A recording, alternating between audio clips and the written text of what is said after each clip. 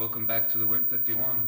Today I'm going to be explaining how I developed this I2C bus here in order to display all the information that we're programming into the WIMP51 in assembly code. What this system does is it operates using a I2C system, which is a communication bus that has 4 nodes.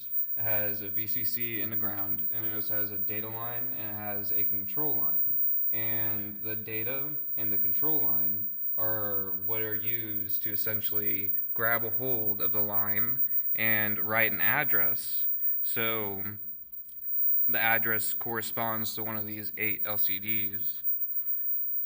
And then when it writes that address, one of these LCDs will be listening, and I can write 8 bits or write 4 bits with 4 control and 4 bits with 4 more control because I'm using 4-bit bus mode, but I'll get to that in a second.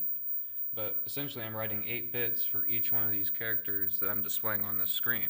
So each one of these LCDs depending on what is displayed on our simulated ROM. The first thing that I'm going to explain is what I have right here. I have 5 lines coming out and 8 lines coming in. These 5 lines going out cycle through the 32 lines that are on the ROM. And these 8 lines coming in read each of the bits on the byte that's on each row.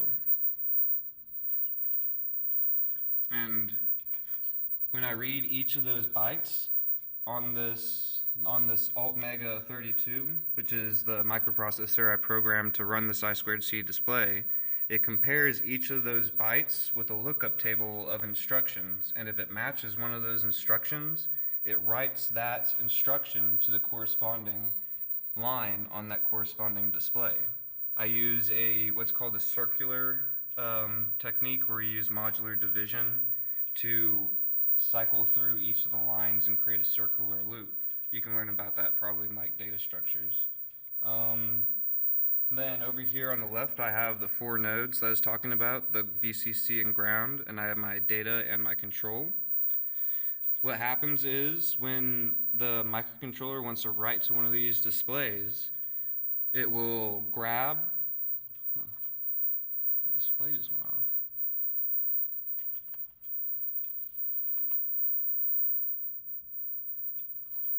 So it'll grab a hold of the line, it will pull the control line low, then it will pull the data line low, and that's the start condition.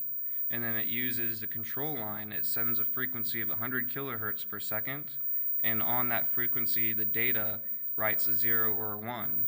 And so on the report you'll see I have blocks of communication diagram showing the data line and the control line if you want to get a better viewing of that, but that's basically my I2C system. And I don't know why some of the screens just aren't getting enough power.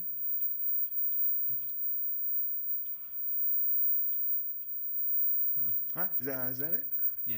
All right.